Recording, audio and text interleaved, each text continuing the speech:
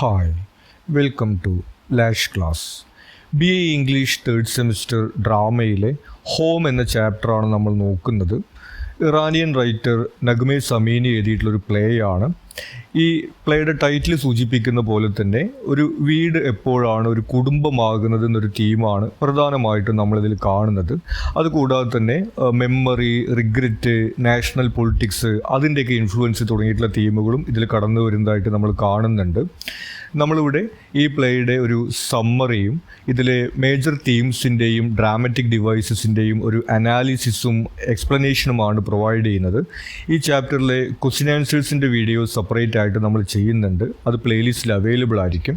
ഇവിടെ നമുക്ക് ഈ ഡ്രാമയുടെ സമ്മറി നോക്കാം. Major characters. ആദ്യം തന്നെ ഈ പ്ലേയിൽ മേജർ ക്യാരക്ടേഴ്സ് ആരൊക്കെയാണ് വരുന്നതെന്നാണ് നമ്മൾ നോക്കുന്നത്. അസാദ്, റോയ എന്നു പേരുള്ള ഒരു കപ്പിള്, ഭാര്യയും ഭർത്താവുമാണ്. പിന്നെ മഹാൻ, പർണിയാൻ എന്നു പേരുള്ള അവരുടെ 2 മക്കൾ. മഹാൻ അവരുടെ മകനും പർണിയാൻ അവരുടെ മകളുമാണ്. പിന്നെ ഹമൂൻ എന്നൊരു ക്യാരക്ടറിനെ കൂടി നമ്മൾ കാണുന്നു. അവൻ അസാദിൻ്റെ ആദ്യ ഭാര്യയിലുള്ള മകനാണ്. അയാളുടെ ആദ്യ ഭാര്യ മരിച്ചുപോയി. അങ്ങനെയാണ് അയാൾ റോയയെ വിവാഹം കഴിക്കുന്നത്. അപ്പോൾ അയാളുടെ ആദ്യ ഭാര്യയിലുള്ള മകനാണ് ഹമൂൻ. ഇത്രയും പേരാണ് നമുക്ക് ഈ പ്ലേയിൽ പ്രധാന ക്യാരക്ടേഴ്സായിട്ട് വരുന്നത്.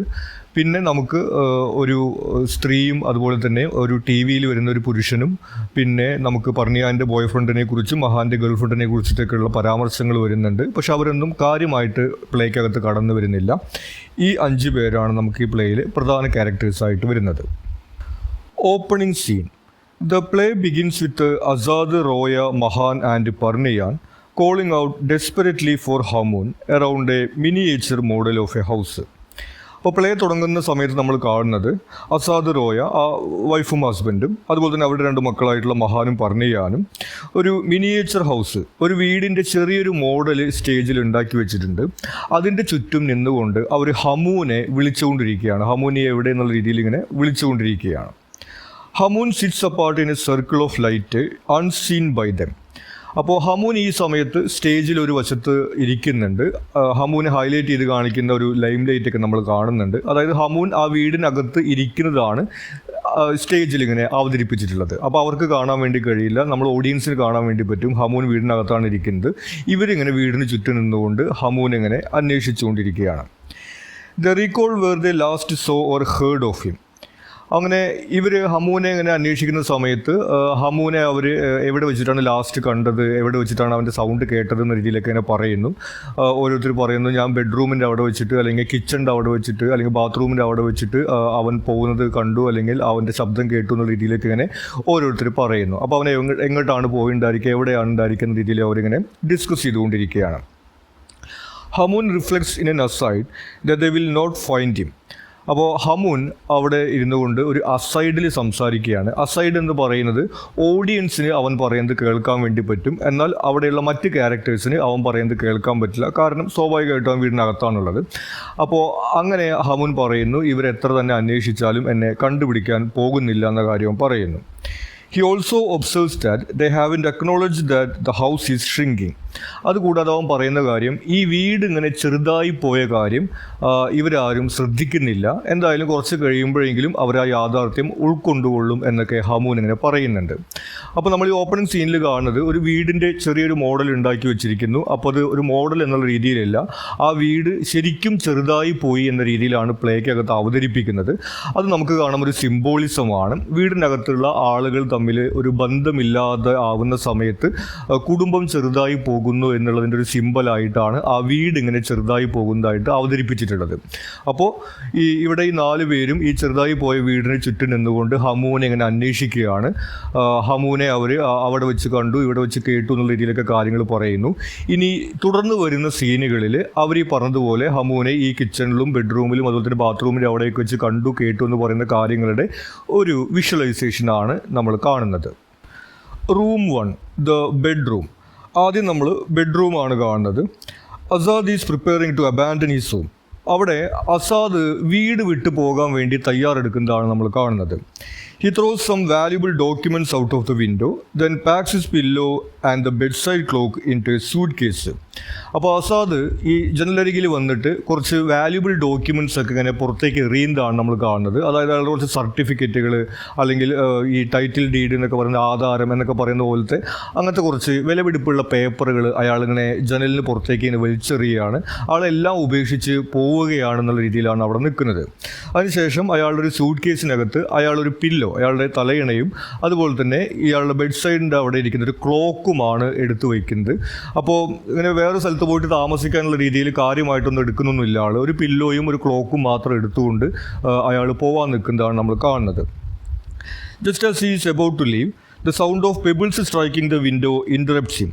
അങ്ങനെ അയാൾ ഇറങ്ങാൻ നിൽക്കുന്ന സമയത്ത്, ഡോറിൻ്റെ അവിടെ എത്തുന്ന സമയത്ത് ഈ ജനലിൻ്റെ മുകളിലേക്ക് ഇങ്ങനെ ആരോ കല്ലുകൾ എടുത്തെറിയുന്ന ഒരു ശബ്ദം ആൾ കേൾക്കുന്നു.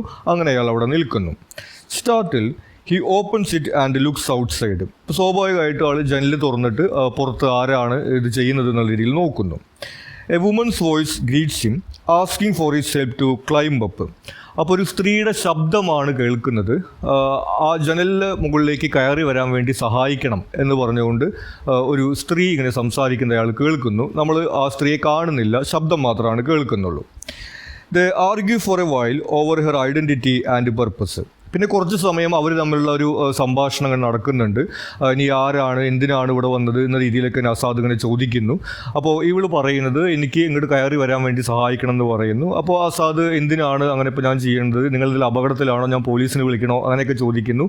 അങ്ങനെ കുറച്ച് സമയം ഇവരിങ്ങനെ അങ്ങോട്ടും ഇങ്ങോട്ടും സംസാരിച്ചിരിക്കുന്നുണ്ട്, എന്തിനാണ് വന്ന്, ആരാണ് നീ എന്നുള്ള രീതിയിലൊക്കെ. It is later revealed that she is the spirit of his first wife come to stop him from abandoning his life. അങ്ങനെ കുറച്ചധികം സമയമുള്ള അവരുടെ സംഭാഷണങ്ങളൊക്കെ കഴിയുന്ന സമയത്തേക്കാണ് നമ്മൾ മനസ്സിലാക്കുന്നത് ഇയാളുടെ മരിച്ചു പോയിട്ടുള്ള ആദ്യ ഭാര്യയുടെ ആത്മാവാണ് വന്നിരിക്കുന്നത്.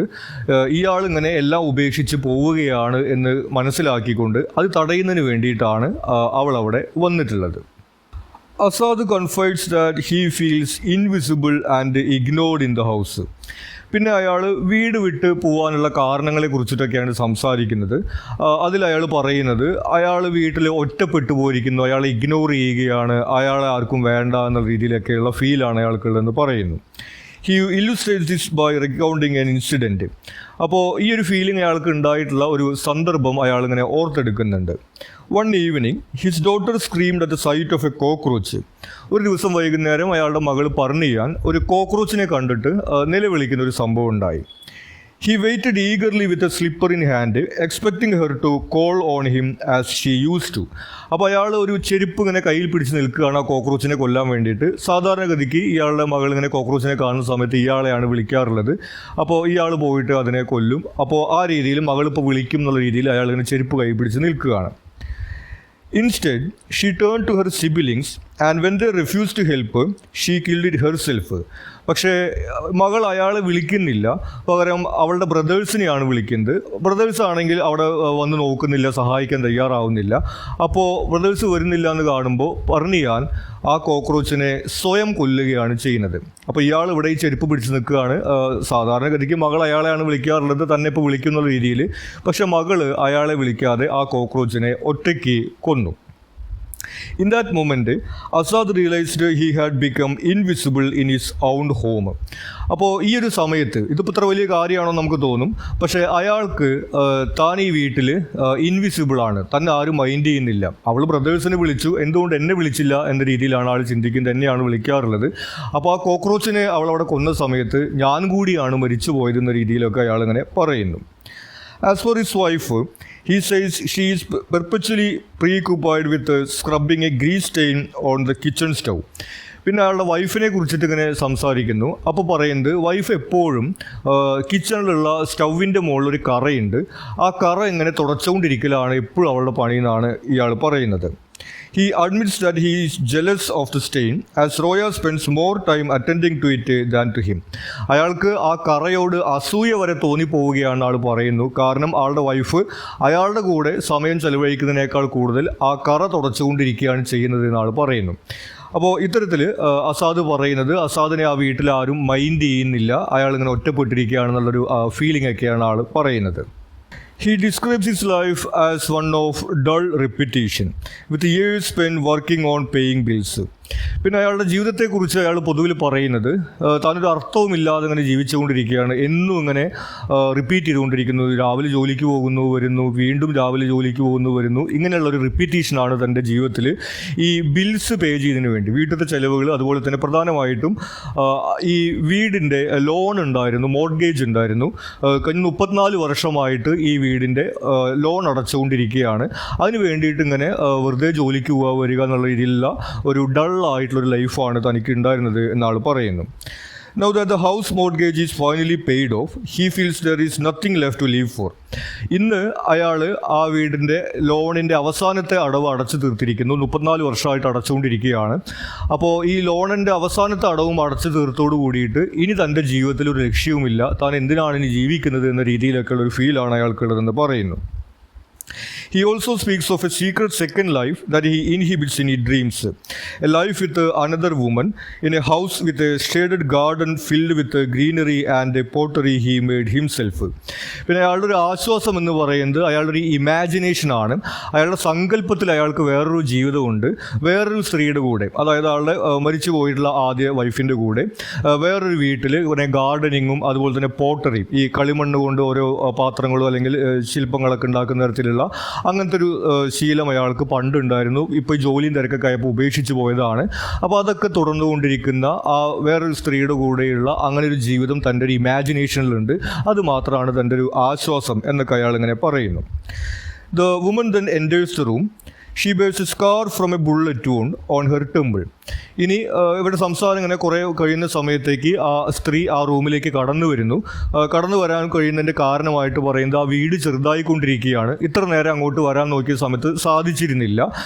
ഇയാൾ കൈ പിടിച്ച് കയറ്റാനും അതുപോലെ തന്നെ ഒരു ബെഡ്ഷീറ്റ് എടുത്തുകൊണ്ട് അതിൽ പിടിച്ച് കയറാനൊക്കെ പറയുന്നുണ്ടായിരുന്നു. പക്ഷേ അവളൊരു ആത്മാവായത് കാരണം കൊണ്ട് അതിലൊന്നും പിടിക്കാൻ പറ്റുന്നുണ്ടായിരുന്നില്ല. ഇപ്പോൾ വീടിൻ്റെ ചെറുതായി പോയത് കാരണം കൊണ്ട് ജനലിലേക്ക് കാലെടുത്ത് വയ്ക്കാൻ പറ്റുന്നുണ്ട് എന്നാണ് പറയുന്നത്. അങ്ങനെയാണ് ആ സ്ത്രീ അകത്തേക്ക് കയറി വരുന്നത്. ആ സ്ത്രീ കയറി വരുന്ന സമയത്ത് അവളുടെ നെറ്റിയിൽ ഒരു മുറിവിൻ്റെ പാടുണ്ട്, ഒരു ബുള്ളറ്റ് കൊണ്ടിട്ടുള്ള ഒരു പാടുണ്ട് എന്നുള്ളത് നമ്മൾ കാണുന്നു. She recalls visiting him every Friday night for the past 34 years. അപ്പോൾ അവൾ മരണപ്പെട്ടതിന് ശേഷമുള്ള എല്ലാ വെള്ളിയാഴ്ചകളിലും ഇയാളെ ഇങ്ങനെ വന്നുകൊണ്ട് ദൂരെ നിന്ന് നോക്കാറുണ്ട് എന്നൊക്കെ അവൾ പറയുന്നു.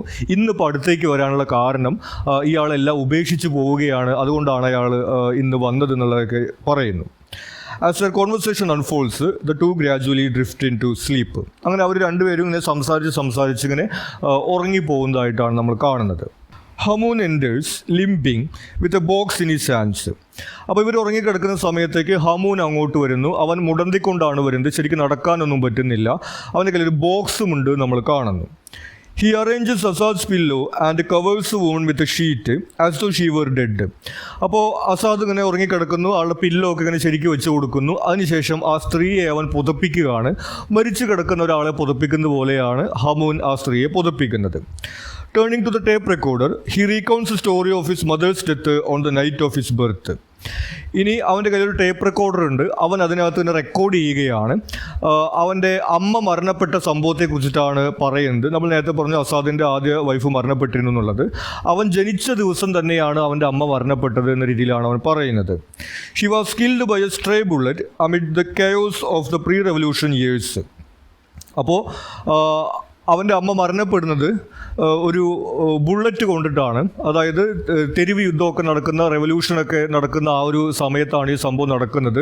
അപ്പോൾ ആരൊക്കെയോ തമ്മിലുള്ള ഈ ഒരു ഫൈറ്റിനകത്ത് ഒരു ബുള്ളറ്റ് ഇങ്ങനെ ഉന്നം തെറ്റി വന്നുകൊണ്ടാണ് കാറിലിരിക്കുകയായിരുന്ന അവൻ്റെ അമ്മ മരണപ്പെടുന്നത്. ഇപ്പോൾ വന്നിട്ടുള്ള ആ സ്ത്രീയെ പോലെ തന്നെ നെറ്റിയിലാണ് ആ ബുള്ളറ്റ് കൊള്ളുന്നത്. നമ്മൾ നേരത്തെ പറഞ്ഞു ആ സ്ത്രീയുടെ ആത്മാവ് തന്നെയാണ് ഇതെന്നുള്ളത്. അപ്പോൾ ഇവരുടെ വീടിൻ്റെ ആദ്യത്തെ ലോണടവ് അടച്ചതിൻ്റെ ഒരു ആഘോഷം എന്ന രീതിയിലാണ് അവർ പുറത്തു പോയിരുന്നത്. അവൻ ജനിച്ച ദിവസം തന്നെയാണ് നടക്കുന്നത്. അപ്പോൾ ഇതുപോലെ ഒരു സ്ട്രീറ്റ് ഫൈറ്റ്, ഇങ്ങനെ റെവല്യൂഷനൊക്കെ നടക്കുന്ന സമയത്ത് ഉന്നം തെറ്റി വന്നിട്ടുള്ള ഒരു ബുള്ളറ്റ് കൊണ്ടിട്ടാണ് അവൻ്റെ അമ്മ മരണപ്പെടുന്നത് എന്നവൻ പറയുന്നു. His father burned all her belongings except for the clock, their first purchase of the house. അങ്ങനെ ഇവൻ്റെ അമ്മ മരണപ്പെട്ട സമയത്ത് ഈ അസാദ് അവളുടെ ഓർമ്മയുള്ള എല്ലാ കാര്യങ്ങളും നശിപ്പിച്ച് കളയുകയാണ്. കാരണം അത് കാണുമ്പോൾ അയാൾക്കൊരു വേദനയാണെന്നുള്ള രീതിയിൽ ഒരു കാര്യം മാത്രം അയാൾ എടുത്തു വയ്ക്കുന്നുണ്ട്, ഒരു ക്ലോക്കാണ്. നമ്മൾ നേരത്തെ പറഞ്ഞ അയാൾ വീട് വിട്ട് പോകാൻ നോക്കുന്ന സമയത്ത് ആ ക്ലോക്ക് എടുത്തിട്ട് പോകാനാണ് നോക്കിയിരുന്നത്. അവരാദ്യമായിട്ട് ആ വീട്ടിലേക്ക് വാങ്ങിയിരുന്നത് ആ ഒരു ക്ലോക്കായിരുന്നു. Then the clock was a symbol of life's brevity and the importance of loving one another while there is still time. അങ്ങനെ ഈ ക്ലോക്കിൻ്റെ ഒരു പ്രത്യേകത എന്ന് പറയുന്നത് ജീവിതം വളരെ ഷോർട്ടാണ്, ചെറുതാണ്. അപ്പോൾ നമുക്ക് സമയമുള്ള കാലത്ത് നമ്മൾ പരസ്പരം അങ്ങോട്ടും ഇങ്ങോട്ടും സ്നേഹിക്കണം എന്നതിൻ്റെ ഒരു സിമ്പലായിട്ടാണ് അവർ വീട്ടിലേക്ക് ആദ്യമായിട്ടൊരു ക്ലോക്ക് വാങ്ങിയിരുന്നത്. ആ ക്ലോക്കാണ് അയാളിപ്പോൾ വീട് വിട്ട് പോകുന്ന നേരത്ത് എടുത്തുകൊണ്ട് പോകാൻ വേണ്ടി ശ്രമിച്ചത് എന്നുള്ളതൊക്കെ നമ്മൾ പറഞ്ഞു.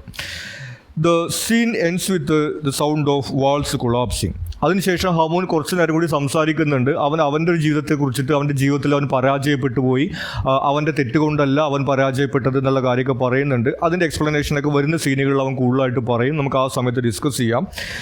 അപ്പോൾ ഈ ഒരു സീനിൽ നമ്മൾ കാണുന്നത് അസാദ് വീട് വിട്ട് പോകാനുള്ളൊരു തീരുമാനം എടുക്കുന്നു. ആ സമയത്ത് ആളുടെ മരിച്ചുപോയ ഭാര്യയുടെ ആത്മാവ് വന്നിട്ട് അയാളെ തടയുന്നു. അയാൾ വീട് വിട്ട് പോകാനുള്ള കാരണങ്ങൾ നമ്മൾ ഡിസ്കസ് ചെയ്തു. ഹമൂൻ വന്നിട്ട് ഹമൂൻ്റെ അമ്മ മരണപ്പെട്ട കാര്യങ്ങളെക്കുറിച്ചിട്ടൊക്കെ പറയുന്നു. ഇനി ഈ സീൻ അവസാനിക്കുന്നത് ഈ ചുമരിടിയുന്ന ഒരു ശബ്ദത്തോട് കൂടിയിട്ടാണ്. നമ്മൾ നേരത്തെ പറഞ്ഞു ഈ പ്ലേയിൽ ഒരു മേജർ തീമായിട്ട് വരുന്നത് വീട് ചെറുതാവുന്നു എന്നുള്ളതാണ്. വീട്ടിലെ ആളുകൾ തമ്മിലുള്ള ബന്ധമില്ലാതാവുന്ന സമയത്ത് കുടുംബം ചെറുതാവുന്നുള്ളതിൻ്റെ ഒരു സിമ്പലായിട്ടാണ് വീട് ചെറുതാവുന്നത് കാണിക്കുന്നത്. അത്തരത്തിൽ ഈ ചുമരിടിയുന്ന ഒരു ശബ്ദത്തോട് കൂടിയിട്ട് ഈ ആദ്യത്തെ സീൻ അവസാനിക്കുന്നു. Room 2 the kitchen. അടുത്ത് നമ്മൾ കിച്ചണാണ് കാണുന്നത്. Roya is working in the kitchen. Roya കിച്ചനകത്ത് വർക്ക് ചെയ്തുകൊണ്ടിരിക്കുന്നു. അവിടെ കുക്കിങ്ങും കാര്യങ്ങളൊക്കെ ചെയ്തുകൊണ്ടിരിക്കുകയാണ്. When an alarm clock rings, she locks the door and puts on some makeup. ഒരു അലാം ക്ലോക്കിൻ്റെ സൗണ്ട് നമ്മൾ കേൾക്കുന്നു. ആ സമയത്ത് അവൾ എന്തിനോ വേണ്ടി വെയിറ്റ് ചെയ്തായിരിക്കും എന്ന രീതിയിൽ അവൾ ഡോർ ക്ലോസ് ചെയ്തിട്ട് അങ്ങനെ മേക്കപ്പ് ഒക്കെ ഇടുന്നതാണ് നമ്മൾ കാണുന്നത്. ലിപ്സ്റ്റിക്കും കാര്യങ്ങളൊക്കെ അങ്ങനെ അപ്ലൈ ചെയ്യുന്നത് നമ്മൾ കാണുന്നു. She then switches on a small TV placed on a cabinet and sits eagerly before it, trying to continue her chores while keeping her eyes fixed on the screen. അപ്പോൾ നമ്മൾ വിചാരിച്ച പോലെ വേറെ ആരെയും കാണാനൊന്നുമല്ല പോകുന്നത്, ടി വി കാണാനാണ് പോകുന്നത്. അതിന് വേണ്ടിയിട്ടാണ് അവൾ മേക്കപ്പ് ഒക്കെ ഇട്ടിരിക്കുന്നത്. അപ്പോൾ എത്രമാത്രം ആ ഒരു ടി വി സീരീസുമായിട്ട് ഒബ്സസ്ഡ് ആണെന്നുള്ള കാര്യമൊക്കെ നമുക്ക് അവരുടെ ഒരു സൂചന ലഭിക്കുന്നു. അപ്പോൾ എന്തായാലും ആ ഒരു സമയമാവുന്ന സമയത്ത് ടി വി വെച്ചുകൊണ്ട് ടി വിക്ക് മുന്നിൽ ഇങ്ങനെ റോയ ഇരിക്കുകയാണ്. A voice over announces home series the final episode. അപ്പോൾ ആ ഒരു പ്രോഗ്രാമിൻ്റെ ഒരു അനൗൺസ്മെൻ്റ് ഒക്കെ കേൾക്കുന്നുണ്ട്. ഹോം സീരീസ് എന്ന് പറയുന്ന ഒരു പ്രോഗ്രാമാണ് അവൾ കാണുന്നത്. അതിൻ്റെ ഫൈനൽ എപ്പിസോഡാണെന്ന് പറയുന്നു. അപ്പോൾ ഫൈനൽ എപ്പിസോഡാണെന്ന് കേൾക്കുന്ന സമയത്ത് റോയ ചെറുതായിട്ടൊന്ന് വിഷമിക്കുന്നതൊക്കെ നമ്മൾ കാണുന്നുണ്ട്. A man appears on the screen and Roya behaves as if he is speaking directly to her. എന്നിട്ട് ആ ടി വി സ്ക്രീനിൽ ഒരു ഒരു പുരുഷൻ വരുന്നു. അയാളിങ്ങനെ ഡയലോഗുകൾ പറഞ്ഞു സംസാരിക്കുന്നു. അപ്പോൾ റോയ ആ ടി വിയിലത്തെ ആൾ അവളോടാണ് സംസാരിക്കുന്നത് എന്ന രീതിയിലാണ് പെരുമാറുന്നതായിട്ട് നമ്മൾ കാണുന്നത്. നമ്മൾ നേരത്തെ പറഞ്ഞു ടി വി കാണാൻ വേണ്ടി അവൾ മേക്കപ്പ് ഒക്കെ ഇട്ടിരിക്കുന്നു നമ്മൾ പറഞ്ഞു. അപ്പോൾ അങ്ങനെ ഒബ്സസ്ഡ് ആയിട്ടുള്ള രീതിയിലാണ് റോയയെ നമ്മൾ കാണുന്നത്. അയാൾ ടി വിയിലത്തെ ഡയലോഗുകൾ ഇങ്ങനെ പറഞ്ഞുകൊണ്ടിരിക്കുന്ന സമയത്ത് റോയ അത് അവളോട് പറയുന്നതാണ് രീതിയിൽ ഇങ്ങനെ റിയാക്ട് ചെയ്യുന്നതൊക്കെ നമ്മൾ കാണുന്നുണ്ട്. The man talks romantically addressing there relationship. അപ്പോൾ ഒരു റൊമാൻറ്റിക് സീരീസ് പോലെയാണ്. ആളിങ്ങനെ റൊമാൻറ്റിക് ആയിട്ടുള്ള കാര്യങ്ങളാണ് പറയുന്നത്. ആദ്യമായിട്ട് നീ ജനലിൻ്റെ അവിടെ ഇങ്ങനെ പക്ഷികൾക്ക് തീറ്റ കൊടുത്ത് നിൽക്കുന്ന സമയത്ത് നിന്നെ കണ്ടപ്പോൾ ഞാൻ നിന്നെ ഇഷ്ടപ്പെട്ടു പോയി, അങ്ങനെ റൊമാൻറ്റിക് ആയിട്ടുള്ള കാര്യങ്ങളൊക്കെ ഇങ്ങനെ അയാളിങ്ങനെ പറയുന്നു. At first, Roya refuses to reciprocate, but eventually she admits that she loves him too. അപ്പോൾ റോയ ഇതിനൊക്കെ മറുപടി കൊടുത്തുകൊണ്ടിരിക്കുന്നുണ്ട്. റോയ ആദ്യം പറയുന്നത് അല്ല അങ്ങനെ ഒന്നുമില്ല, നമ്മൾ തമ്മിൽ അങ്ങനെ റിലേഷൻ ഒന്നും ഇല്ല എന്ന രീതിയിലൊക്കെ തന്നെ പറയുന്നു. ആദ്യം അയാളുടെ ഒരു സ്നേഹം അങ്ങനെ അംഗീകരിക്കാൻ അവൾ തയ്യാറാവുന്നില്ല. പക്ഷേ അവസാനം അവൾ സമ്മതിക്കുന്നുണ്ട്, എനിക്ക് നിങ്ങളോടും അങ്ങനത്തെ ഒരു ഫീലിംഗ് ഉണ്ട്, എനിക്ക് വീണ്ടും ഒരു ജീവൻ വെച്ചതുപോലെയൊക്കെയുള്ളൊരു ഫീലിംഗ് ഉണ്ടായത് നിങ്ങൾ എൻ്റെ ജീവിതത്തിലേക്ക് കടന്നു വന്നപ്പോഴാണെന്നുള്ള രീതിയിലൊക്കെ ആ ഒരു സ്നേഹം അവളും പ്രകടിപ്പിക്കുന്നതായിട്ട് നമ്മൾ കാണുന്നു. She then reveals her regrets which have made her life in the home difficult. അതിനുശേഷം റോയ അവളുടെ റിഗ്രറ്റുകളെ കുറിച്ചൊക്കെ സംസാരിക്കുന്നു. നേരത്തെ അസാദ് പറഞ്ഞതുപോലെ അവൾക്ക് ആ വീട്ടിൽ നിൽക്കാനുള്ള ബുദ്ധിമുട്ടുകളെ കുറിച്ച് പറയുന്നു. കുറേയൊക്കെ കാര്യങ്ങൾ അവൾ ടി വിയിലുള്ള ആളോടാണ് പറയുന്നത്, കുറേയൊക്കെ ഓഡിയൻസിനോടാണ് പറയുന്നത്. She recalls a traumatic night during the war when an air raid forced the family into the basement. അപ്പോൾ ഈ യുദ്ധം നടക്കുന്ന സമയത്ത്, ഇറാനിൽ യുദ്ധം നടക്കുന്ന സമയത്ത് ഉണ്ടായിട്ടുള്ള ഒരു സംഭവത്തെക്കുറിച്ചിട്ടാണ് അവൾ പറയുന്നത്. അപ്പോൾ ബോംബും മിസൈലും കാര്യങ്ങളൊക്കെ ഇങ്ങനെ വരുന്ന ഒരു സമയത്ത് എല്ലാവരും ഇങ്ങനെ ബേസ്മെൻറ്റിൽ പോയിട്ട് ഇങ്ങനെ ഒളിച്ചിരിക്കുന്ന ഒരു സമയം ഉണ്ടായത് അവളിങ്ങനെ ഓർക്കുന്നു. While rockets rained down outside, her children clung to one another in terror. സ്വാഭാവികമായിട്ടും കുട്ടികളുണ്ട്, ചെറിയ കുട്ടികളാണ്. ഇങ്ങനത്തെ ഒരു ഭീകര അന്തരീക്ഷമൊക്കെ കാണുന്ന സമയത്ത് അവരാകെ ഇങ്ങനെ പേടിച്ചിരിക്കുകയാണ്. അവരിങ്ങനെ പരസ്പരം കെട്ടിപ്പിടിച്ചിട്ട് ഇങ്ങനെ കരയുന്ന ഒരു രംഗമൊക്കെയാണ് അവിടെ ഉണ്ടായത്. Overwhelmed, Roya lashed out at her husband Azad, raging at him for bringing children into a world of war and violence. അപ്പോൾ ഈ കുട്ടികൾ ഇങ്ങനെ പേടിച്ച് കരയുന്ന സമയത്ത് നമ്മുടെ റോയ വളരെ ഇമോഷണൽ ആയിക്കൊണ്ട് പ്രതികരിക്കുകയാണ്. അവളുടെ ഹസ്ബൻഡ് അസാദിൻ്റെ അടുത്ത് വളരെ ദേഷ്യത്തോട് കൂടിയിട്ട് അവൾ പറയുന്നു, നിങ്ങൾ എന്തിനാണ് ഈ ഒരു നശിച്ച ലോകത്തേക്ക് കുട്ടികളെ കൊണ്ടുവന്നത്? നാട്ടിൽ യുദ്ധം നടക്കുകയാണ്, പ്രശ്നങ്ങളാണെന്ന് നമുക്കറിയാമല്ലോ. ഈ ഒരു സമയത്ത് എന്തിനാണ് നമുക്ക് കുട്ടികൾ ഉണ്ടായത് എന്നുള്ള രീതിയിൽ ഹസ്ബൻഡിൻ്റെ അടുത്ത് ഇങ്ങനെ അവൾ ആ ഒരു നിമിഷത്തെ ആ ഒരു വികാരത്തിൽ, ഭയത്തിൽ അവളിങ്ങനെ പൊട്ടിത്തെറിച്ചുകൊണ്ട് പറയുകയാണ്. In her anguish, she shouted that she hated all of them. അപ്പോൾ ആ ഒരു ദേഷ്യത്തിൽ അവൾ പറയുന്നത്, എനിക്ക് നിങ്ങളെല്ലാവരെയും വെറുപ്പാണ്, ഹസ്ബൻഡിനെയും കുട്ടികളെയും എല്ലാവരെയും എനിക്ക് വെറുപ്പാണ് എന്ന് അവളിങ്ങനെ വിളിച്ചു പറയുന്നു. From that moment, she claims something irreparable broke between her and her family. ആ ഒരു സംഭവത്തിന് ശേഷം അവരും വീട്ടിലെ മറ്റാളുകളും തമ്മിലുള്ള അടുപ്പത്തിലൊരു വിള്ളലുണ്ടായതായിട്ട് പറയുന്നു. പിന്നീട് ഈ ഹസ്ബൻഡിൻ്റെയോ അല്ലെങ്കിൽ ഈ കുട്ടികളുടെയോ മുഖത്ത് നോക്കാനുള്ള ധൈര്യമില്ലാത്തൊരവസ്ഥയിലേക്ക്, നിങ്ങളൊക്കെ വെറുപ്പാണെന്ന രീതിയിൽ ഇങ്ങനെ പറഞ്ഞതിൻ്റെ ഭാഗമായിട്ട് പിന്നെ അവരെയൊന്നും ശരിക്കും ഫേസ് ചെയ്യാൻ പറ്റാത്തൊരു അവസ്ഥ തനിക്കുണ്ടായതായിട്ട് റോയ ഇങ്ങനെ പറയുന്നു. Roya laments that she no longer feels important in the home, as she has been gradually replaced by electrical appliances that have robbed her of purpose. പിന്നെ റോയ പറയുന്നത് തനിക്ക് ഈ വീട്ടിൽ ഒരു സ്ഥാനമില്ല, അല്ലെങ്കിൽ തനിക്ക് ഈ വീട്ടിൽ പ്രത്യേകിച്ച് റോളൊന്നുമില്ല. ആദ്യം തനിക്ക് ഈ കിച്ചണിലെയും മറ്റു കാര്യങ്ങളും ജോലികളൊക്കെ ചെയ്യാനുണ്ടായിരുന്നു, ഒരു പർപ്പസ് ഉണ്ടായിരുന്നു. ഇപ്പോൾ എല്ലാ കാര്യങ്ങൾക്കും മെഷീനാണ്, വാഷിംഗ് മെഷീൻ, അതുപോലെ തന്നെ ഗ്രൈൻഡർ, പല പല രീതിയിലുള്ള മെഷീൻസ് വന്നുകൊണ്ട് ഇവിടെ ഇപ്പോൾ ഒന്നും ചെയ്യേണ്ട ആവശ്യമില്ല, എല്ലാം മെഷീൻ ചെയ്തുകൊണ്ടിരിക്കുന്ന ഒരു അവസ്ഥയാണുള്ളതെന്നൊക്കെ റോയ ഇങ്ങനെ പറയുന്നു. She reveals that this is how she became to fixate on the grease stain on the stove. അപ്പോൾ അവളിങ്ങനെ ഈ കിച്ചണിൽ ഈ സ്റ്റൗവിൻ്റെ മുകളിലൊരു കറ എപ്പോഴും തുടച്ചുകൊണ്ടിരിക്കുന്ന ഒരു കാര്യത്തെക്കുറിച്ച് അസാദ് നേരത്തെ സൂചിപ്പിച്ചിരുന്നു. ഈ ഒരു വിഷയത്തിൽ അവളുടെ പെർസ്പെക്റ്റീവാണ് അവൾ പറയുന്നത്. വീട്ടിൽ ബാക്കി എല്ലാ കാര്യങ്ങളും ചെയ്യുന്നതിനും മെഷീനുണ്ട്, ഈ ഒരു കറ തുടയ്ക്കാൻ മാത്രമാണ് മെഷീൻ ഇല്ലാത്തത്. അപ്പോൾ എനിക്ക് വേറെ ഒന്നും ചെയ്യാനില്ലാത്തത് കൊണ്ടാണ് ഞാൻ എപ്പോഴും ആ കറ തുടച്ചുകൊണ്ടിരിക്കുന്നത് എന്നുള്ള അവളുടെ ഒരു പെർസ്പെക്റ്റീവിൽ ആ ഒരു വിഷയത്തെക്കുറിച്ചിട്ട് അവളിങ്ങനെ പറയുന്നു. The man urges her to leave with him, saying that the time is running out. അപ്പോൾ ഈ ടി വിയിലത്തെ ആളുടെ ഡയലോഗുകൾ പറഞ്ഞുകൊണ്ടിരിക്കുന്നുണ്ട്. അയാൾ പറയുന്നത്, നമുക്ക് പോകാം, ഇവിടെ നിന്ന് ഇതൊക്കെ ഉപേക്ഷിച്ച് വേറെ ഏതെങ്കിലും നാട്ടിൽ പോയിട്ട് ജീവിക്കാം, ഇനി നമുക്ക് സമയം കളയാനില്ല എന്നുള്ള രീതിയിലൊക്കെയാണ് അയാൾ പറയുന്നത്. After some hesitation she decides to go. അപ്പോൾ റോയ നമ്മൾ പറഞ്ഞു ഇതൊക്കെ അവളോട് പറയുന്ന രീതിയിലാണ് അവൾ പെരുമാറിക്കൊണ്ടിരിക്കുന്നത്. ആദ്യം അവൾ കുറച്ചിങ്ങനെ എതിർക്കുന്നു, പിന്നീട് ശരി നമുക്ക് പോകാം എന്നുള്ള രീതിയിൽ അവൾ പറയുന്നു. Yet Roya falters, listing an endless number of chores she stalls while the man waits impatiently. അപ്പോൾ ഈ പോകാമെന്ന് പറഞ്ഞെങ്കിലും റോയ പോകാൻ തയ്യാറാവാതെ ഇങ്ങനെ ഓരോരോ കാരണങ്ങൾ പറഞ്ഞുകൊണ്ട് ഇങ്ങനെ വൈകിപ്പിച്ചുകൊണ്ടിരിക്കുകയാണ്. തനിക്ക് വൈകുന്നേരത്തേക്കുള്ള ഡിന്നർ തയ്യാറാക്കണം, അത് ചെയ്യാനുണ്ട്, ഇത് ചെയ്യാനുണ്ട് എന്നൊക്കെ ഇങ്ങനെ ഓരോന്ന് പറഞ്ഞുകൊണ്ട് അവളിങ്ങനെ അവിടെ ഇങ്ങനെ നിൽക്കുന്നതായിട്ട് നമ്മളിങ്ങനെ കാണുന്നു. Realising she is making excuses, the man leaps to his death. അപ്പോൾ ഈ ആളുടെ ഡയലോഗ് നമ്മൾ കാണുന്നത്, നീ വരാതിരിക്കാൻ വേണ്ടി ഓരോ കാരണങ്ങൾ ഉണ്ടാക്കിക്കൊണ്ടിരിക്കുകയാണ്, നിനക്ക് എൻ്റെ കൂടെ വരണമെന്ന് ആഗ്രഹമില്ല എന്ന രീതിയിൽ പറഞ്ഞുകൊണ്ട് അയാൾ സൂയിസൈഡ് ചെയ്യുകയാണ്. ഒരു കുന്നിൻ്റെ മുകളിൽ നിന്ന് താഴത്തേക്ക് ചാടിക്കൊണ്ട് ഇങ്ങനെ സൂയിസൈഡ് ചെയ്യുന്ന രീതിയിലാണ് ആ ടി വിയിൽ തരംഗം അവസാനിക്കുന്നതായിട്ട് നമ്മൾ കാണുന്നത്. Hamoon enters limping with a stick and carrying his box. അപ്പോൾ ഈ സമയത്ത് ഹമൂൻ അങ്ങോട്ട് കടന്നു വരുന്നു. ഹമൂൻ നേരത്തെ മുടന്തിക്കൊണ്ടാണ് വന്നിരുന്നത്, ഇപ്പോൾ ഒരു വടി കുത്തിക്കൊണ്ടാണ് വരുന്നത്. അവൻ്റെ കയ്യിൽ ആ ഒരു ബോക്സ് ഉണ്ട്. He turns off the T V and speaks into his recorder. പതിവ് പോലെ അവൻ്റെ റെക്കോർഡിങ്ങിൽ ആണ് സംസാരിക്കുന്നത്, ടി വിയൊക്കെ ഓഫാക്കിക്കൊണ്ട്.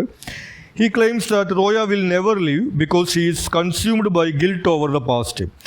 അപ്പോൾ ഇവൻ പറയുന്നത് റോയയ്ക്ക് പോകാൻ പറ്റാത്തത്, വീട് വിട്ട് പോകാൻ പറ്റാത്തത് ആ ഒരു ഗിൽട്ട്, കുറ്റബോധമുള്ള കാരണം കൊണ്ടാണ്. നമ്മൾ നേരത്തെ പറഞ്ഞ ആ കുട്ടികളുടെ മുഖത്ത് നോക്കിയിട്ട് നിങ്ങളൊക്കെ എനിക്ക് വെറുപ്പാണെന്ന് പറഞ്ഞിട്ടുള്ള ആ ഒരു നിമിഷത്തിൻ്റെ ആ ഒരു കുറ്റബോധം കൊണ്ടാണ് അവൾക്കിതൊന്നും ഉപേക്ഷിച്ച് പോകാൻ പറ്റാത്തത് എന്ന് ഇവൻ പറയുന്നു.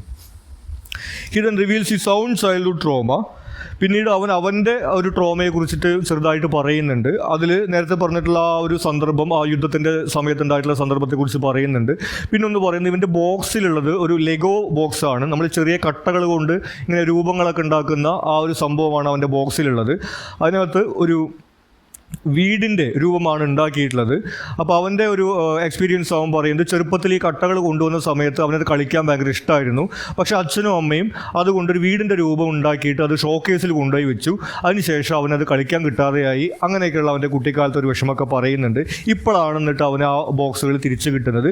അപ്പോൾ ആ ഒരു ദേഷ്യം തീർക്കാൻ വേണ്ടിയിട്ട് അവൻ ആ വീടിൻ്റെ രൂപമൊക്കെ അടിച്ചു തകർക്കുന്നതൊക്കെ നമ്മളിങ്ങനെ കാണുന്നു. The scene ends with the sound of walls collapsing. മറ്റെല്ലാ സീനും എന്നതുപോലെ തന്നെ ഈ വീട് ചുരുങ്ങുന്നതിൻ്റെ ചുമരിടിയുന്നതിൻ്റെ ശബ്ദത്തോട് കൂടിയിട്ടാണ് ഈ ഒരു സീനും അവസാനിക്കുന്നത്. Room 3, the bathroom. അടുത്തത് നമ്മൾ ബാത്റൂമാണ് കാണുന്നത്. The scene is set in a cramped bathroom with a glass bathtub gradually filling with water. അപ്പോൾ വീട് ഇങ്ങനെ ചെറുതായി കൊണ്ടിരിക്കുന്നതിൻ്റെ ഭാഗമായിട്ട് ചെറിയൊരു ബാത്റൂമാണ് നമ്മൾ കാണുന്നത്. അവിടെ ഒരു ഗ്ലാസ് ബാത്ത് ടബ് ഉണ്ട്, അതിന് വെള്ളം നിറഞ്ഞുകൊണ്ടിരിക്കുന്നുണ്ട്. Parnian, dressed in a white wedding gown, sits beside it with an alarm clock, a bottle of pills, an MP3 player and a small laptop. ഈ ബാത്തബിന് അരികിൽ പർണിയാൻ ഇരിക്കുന്നുണ്ട്. അവളൊരു വെഡ്ഡിങ് ഡ്രസ്സിലാണുള്ളത്, വൈറ്റ് ഗൗണാണ് അവൾ ധരിച്ചിരിക്കുന്നത്. പിന്നെ അവളുടെ അടുത്ത് ഒരു അലാം ക്ലോക്ക് ഉണ്ട്, പിന്നെ ഒരു ബോട്ടിലിനകത്ത് പിൽസ് അല്ലെങ്കിൽ ഗുളികകളുണ്ട്, ഒരു MP3 പ്ലെയറും ഒരു ലാപ്ടോപ്പും അവളുടെ കൂടെയുണ്ട് നമ്മൾ കാണുന്നു. She is online chatting with someone. The text of their conversation is projected onto a screen. അവൾ ഈ ലാപ്ടോപ്പിനകത്ത് ആരോ ആയിട്ട് ചാറ്റ് ചെയ്തുകൊണ്ടിരിക്കുകയാണ്. അപ്പോൾ അവർ ചാറ്റ് ചെയ്യുന്നത് നമുക്ക് സ്റ്റേജിനകത്ത് കാണാൻ പറ്റും. ഒരു പ്രൊജക്ടർ വെച്ചുകൊണ്ട് സ്റ്റേജിനകത്ത് അതിങ്ങനെ പ്രൊജക്റ്റ് ചെയ്യുന്നുണ്ട്. Their exchange reveals that Parnian has taken abortion pills, but they have not yet worked. അപ്പോൾ അവരുടെ ചാറ്റിൽ നിന്ന് നമുക്ക് മനസ്സിലാവുന്ന കാര്യം, പർണിയാൻ അവളുടെ ബോയ് ഫ്രണ്ടിനോടാണ് ചാറ്റ് ചെയ്തുകൊണ്ടിരിക്കുന്നത്. അവൾ അബോർഷൻ പിൽസ് എടുത്തിരിക്കുകയാണ്, പക്ഷേ അബോർഷൻ ഇതുവരെ നടന്നിട്ടില്ല. അതിങ്ങനെ വെയിറ്റ് ചെയ്തുകൊണ്ട് അവളിങ്ങനെ ഇരിക്കുകയാണെന്നുള്ള കാര്യമാണ് നമ്മൾ മനസ്സിലാക്കുന്നത്. Her boyfriend expresses concern for her health, but she dismisses his worry and mocks him for being more frightened than she is. അപ്പോൾ ഈ ചാറ്റിനകത്ത് ബോയ് ഫ്രണ്ട് ഇങ്ങനെ അവൾ ഓക്കെ ആണോ, അവൾക്കിപ്പോൾ പെയിൻ ഉണ്ടോ എന്ന രീതിയിലൊക്കെ ഇങ്ങനെ ചോദിക്കുന്നുണ്ട്. അപ്പോൾ ഈ സമയത്ത് പർണിയാൻ വളരെ ദേഷ്യത്തോട് കൂടിയിട്ടാണ് സംസാരിക്കുന്നത്. അവനെ കളിയാക്കുകയാണ് ചെയ്യുന്നത്. നിനക്കൊരു ധൈര്യവുമില്ലാത്ത ആളാണ്, എന്നൊക്കെ കൂടി കൂടുതൽ പേടി നടക്കുകയാണെന്ന രീതിയിലൊക്കെയാണ് പർണിയാൻ സംസാരിക്കുന്നത്. As the conversation unfolds, it becomes clear that he has fled to Dubai to escape responsibility, terrified by the prospect of fatherhood. അപ്പോൾ അവരുടെ ചാറ്റ് ഇങ്ങനെ തുടർന്നുകൊണ്ടിരിക്കുന്ന സമയത്ത് അവൾ മനസ്സിലാക്കുന്നത് അവളുടെ ബോയ് ഫ്രണ്ട്, അവന് 19 വയസ്സാണുള്ളത്, ഏറെക്കുറെ അവളുടെ പ്രായം തന്നെയാണ്. അപ്പോൾ അവൻ ഇവൾ പ്രഗ്നൻ്റ് ആണെന്ന് അറിഞ്ഞ സമയത്ത് നാട് വിട്ടു പോയിരിക്കുകയാണ്. ദുബായിലുള്ള അവൻ്റെ അങ്കിളുടെ അടുത്തേക്ക് പോയിരിക്കുകയാണ്. ഇവർ ഇറാനിലാണുള്ളത്, അവിടെയാണ് കഥ നടക്കുന്നത്. അപ്പോൾ ഈ 19 വയസ്സുള്ള ഈ ബോയ് ഫ്രണ്ട് ഇവൾക്ക് പ്രഗ്നൻ്റ് ആണെന്ന് മനസ്സിലായ സമയത്ത് പേടിച്ചിട്ട് അങ്കിളുടെ അടുത്തേക്ക് ദുബായിലേക്ക് നാട് വിട്ടു പോയിരിക്കുകയാണ്. അപ്പോൾ അവനൊരു ഭീരു എന്നുള്ള രീതിയിലൊക്കെയാണ് പർണിയാനിങ്ങനെ സംസാരിക്കുന്നതായിട്ട് നമ്മൾ കാണുന്നത്. Speaking directly to her belly, Parnian tells her unborn child that it is better not to be born into a harsh and fast-paced world. അങ്ങനെ അവളുടെ ചാറ്റിങ്ങിനിടയിൽ അവളുടെ വയറിലേക്ക് നോക്കിക്കൊണ്ട് സംസാരിക്കുകയാണ്. ഈ അബോർഷൻ ചെയ്യാൻ പോകുന്ന ജനിക്കാത്ത കുഞ്ഞിനോടാണ് അവൾ സംസാരിക്കുന്നത്. നീ പേടിക്കൊന്നും വേണ്ട, ഈ ഒരു നശിച്ച ലോകത്ത് ജനിക്കാതിരിക്കുന്നതാണ് നല്ലതെന്ന രീതിയിലാണ് കുഞ്ഞിനോട് അവൾ സംസാരിക്കുന്നത്. She describes a world rife with injustice from massacres in Bosnia to the oppression of Palestinians and Tibetans. അതിൻ്റെ കുറച്ച് ഉദാഹരണങ്ങളൊക്കെ അവൾ പറയുന്നു. ഒന്ന്, ഈ ഒരു ആകെ തിരക്ക് പിടിച്ചിട്ടുള്ള വേഗതയുള്ള ഒരു ലോകമാണ്. പിന്നെ പറയുന്നത് ലോകത്ത് ഒരുപാട് അനീതികളും അക്രമങ്ങളുമാണ്. അതിൻ്റെ കുറച്ച് എക്സാമ്പിൾസ് പറയുന്നു. ബോസ്നിയ, പാലസ്റ്റീൻ, ടിബറ്റൻ തുടങ്ങിയിട്ടുള്ള കാര്യങ്ങളെക്കുറിച്ചൊക്കെ പറയുന്നു. അങ്ങനെ ഈ ഒരു അക്രമവും അതുപോലെ തന്നെ ചൂഷണങ്ങളും നിറഞ്ഞിട്ടുള്ള ഈ ഒരു ലോകത്ത് ജനിക്കാതിരിക്കുന്നത് തന്നെയാണ് നല്ലത് എന്ന രീതിയിൽ അവൾ പറയുന്നു. She reassures a child that as an unborn being it is destined for heaven untouched by sin while she herself is bound for hell. അതുകൂടാതെ അവൾ കുഞ്ഞിനോട് പറയുന്നത്, നിനക്ക് ഭാഗ്യമുണ്ട്, നീ ജനിക്കാത്ത കാരണം കൊണ്ട് പാപമൊന്നും ചെയ്യുന്നില്ല, അതുകൊണ്ട് നിനക്ക് സ്വർഗം എന്തായാലും കിട്ടും, എൻ്റെ കാര്യം എന്തായാലും തീരുമാനമായി, എനിക്ക് എന്തായാലും നരകത്തിലേ പോകാൻ പറ്റുമെന്ന രീതിയിലൊക്കെ ഇങ്ങനെ ഞാൻ പറയുന്നു. She recalls her mother's constant warning against men and modern dating culture. അതിനുശേഷം അവളുടെ അമ്മ കൊടുക്കാറുള്ള ഉപദേശങ്ങളെ കുറിച്ചിട്ടൊക്കെ അവളിങ്ങനെ ഓർക്കുന്നുണ്ട്. ഈ ആണുങ്ങളെ വിശ്വസിക്കാൻ പറ്റില്ല, അവർ ചതിക്കും, അങ്ങനെയാണ് ഇങ്ങനെയാണെന്നൊക്കെ പറയുന്ന കാര്യങ്ങൾ. അത് കൂടാതെ തന്നെ പണ്ട് കാലത്തുണ്ടായിരുന്ന ഡേറ്റിംഗ് കൾച്ചർ, പണ്ട് 1 വർഷം 2 വർഷമൊക്കെ ഇതുപോലെ പ്രണയത്തിലാവുന്ന സമയത്താണ് പരസ്പരം ഒന്ന് സ്പർശിക്കാൻ പോലും തയ്യാറാവുക. ഇപ്പോൾ പക്ഷെ അങ്ങനെയൊന്നുമല്ല എന്നുള്ള അവളുടെ അമ്മ കൊടുക്കാറുള്ള ഉപദേശങ്ങളെ കുറിച്ചിട്ടൊക്കെ അവളിങ്ങനെ ഓർക്കുന്നു. The alarm clock rings and she takes another pill. ഈ സമയത്ത് അലാം ശബ്ദിക്കുന്നു. അപ്പോൾ അവൾ അടുത്ത ടാബ്ലറ്റ് എടുത്ത് കഴിക്കുന്നത് നമ്മൾ കാണുന്നു. Turning to the audience, she reflects on her own trauma. She was born unwanted as her father never wished for her birth. ഇനി ഓഡിയൻസിനോട് അവളുടെ ഒരു ട്രോമയെക്കുറിച്ചും അവളുടെ ഒറ്റപ്പെടലിനെ കുറിച്ചൊക്കെ സംസാരിക്കുകയാണ്. അവളൊരു അൺവാണ്ടഡ് ചൈൽഡ് ആയിരുന്നെന്ന് പറയുന്നു. അതായത് അവൾ ജനിക്കണമെന്ന് അവളുടെ അച്ഛന് ആഗ്രഹം ഉണ്ടായിരുന്നില്ല എന്നാണ് അവൾ പറയുന്നത്. To her, the only truly wanted child in the family is Hamoon, whom she believes is gifted precisely because he was loved by both parents. അപ്പോൾ അവൾ പറയുന്നത് ഹമൂൻ മാത്രമാണ് രണ്ട് പാരൻസിനും സ്നേഹത്തോടു കൂടി ജനിച്ചിട്ടുള്ള ഒരു കുട്ടി വീട്ടിലുള്ളതെന്നാണ്. കാരണം മഹാൻ ജനിക്കുന്ന സമയത്ത് റോയയ്ക്ക് കുട്ടി വേണ്ടെന്നായിരുന്നു. അപ്പോൾ അസാദിനാണ് കുട്ടി വേണം താല്പര്യം ഉണ്ടായിരുന്നത്. ഇവൾ ജനിക്കുന്ന സമയത്ത് അസാദിന് കുട്ടി വേണ്ടെന്നായിരുന്നു. പക്ഷേ ഇവളുടെ അമ്മ റോയയ്ക്കാണ് കുട്ടി വേണം താല്പര്യം ഉണ്ടായിരുന്നത്. അപ്പോൾ രണ്ട് പാരൻസിനും താല്പര്യത്തോടു കൂടി സ്നേഹത്തോടു കൂടി ഉണ്ടായിട്ടുള്ള ഒരു കുട്ടി ഹമൂൻ മാത്രമാണ് ഈ വീട്ടിലെന്ന് പറയുന്നു. അതുകൊണ്ട് തന്നെ അവൻ നല്ല കഴിവുള്ള ഒരു കുട്ടിയായിട്ട് വളർന്നു വന്നു എന്ന് അവൾ പറയുന്നു. She remembers how Hamoon once wrote a personal essay about her, capturing her so accurately that he even included the incident with the cockroach. അപ്പോൾ ഹമൂൻ നന്നായിട്ട് എഴുതാൻ കഴിയുന്ന ഒരാളാണ്. ഇവൾക്ക് വേണ്ടി ഒരു പേഴ്സണൽ എസ്സേ ഒരിക്കൽ അവൻ എഴുതി കൊടുത്ത കാര്യത്തെക്കുറിച്ച് പറയുന്നു. ഇവളേക്കാൾ കൂടുതൽ നന്നായിട്ട് ഇവളെ അവൻ അറിയാമെന്ന രീതിയിലാണ് അവൾ പറയുന്നത്.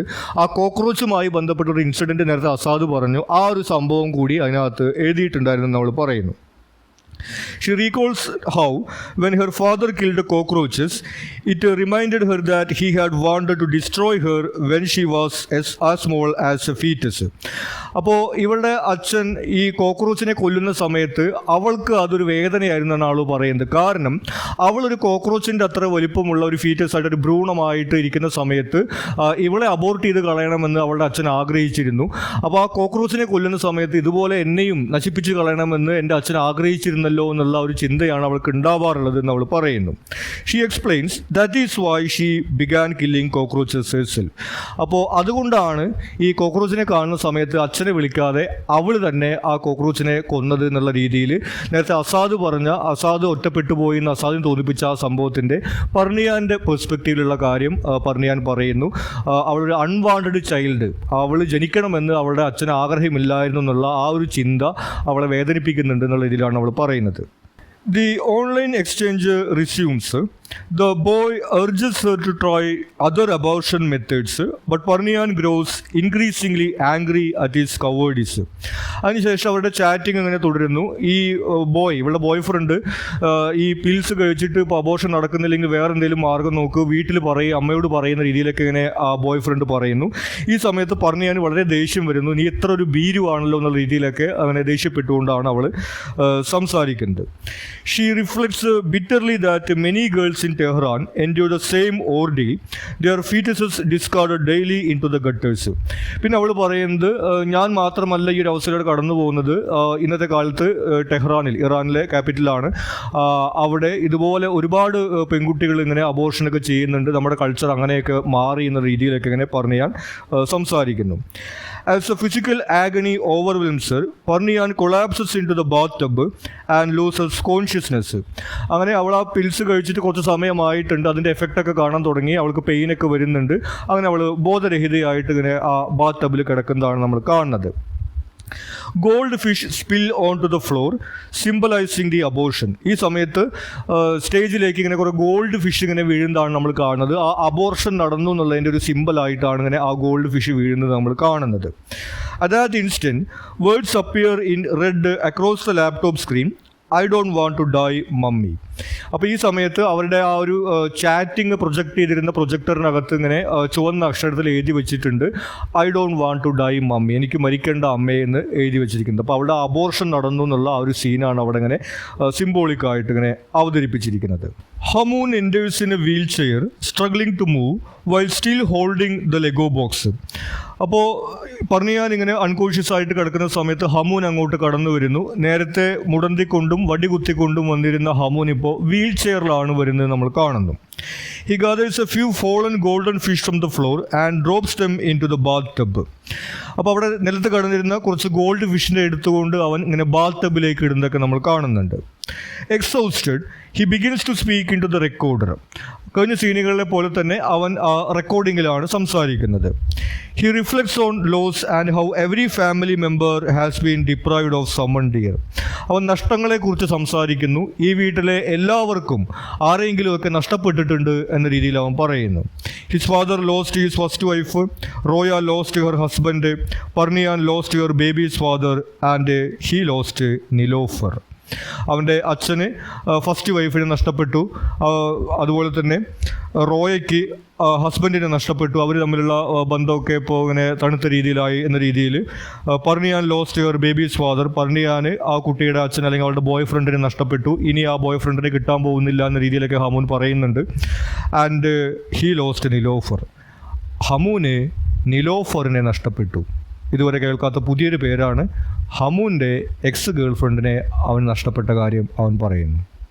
His words drift into memories of Niloofar. അതിനുശേഷം അവൻ നിലോഫറിനെ കുറിച്ചിട്ടുള്ള ഓർമ്മകളെ കുറിച്ചിട്ടാണ് സംസാരിക്കുന്നത്. He recalls their first meeting and how suddenly he fell in love. അവരാദ്യമായിട്ട് കണ്ടുമുട്ടിയതിനെ കുറിച്ചിട്ടും അതുപോലെ തന്നെ ലവ് അറ്റ് ഫസ്റ്റ് സൈറ്റ് എന്ന രീതിയിലൊക്കെ അവർ തമ്മിൽ ഇഷ്ടമായതിനെ കുറിച്ചിട്ടൊക്കെ അവൻ പറയുകയാണ്. അവൻ നന്നായിട്ട് എഴുതുകയും വായിക്കുകയൊക്കെ ചെയ്യുന്ന ഒരാളാണ്. നിലോഫറിനെ അവ ആദ്യമായിട്ട് കാണുന്ന സമയത്ത് നിലോഫർ ഒരു പുസ്തകം വായിച്ചുകൊണ്ടിരിക്കുന്നതാണ് കാണുന്നത്.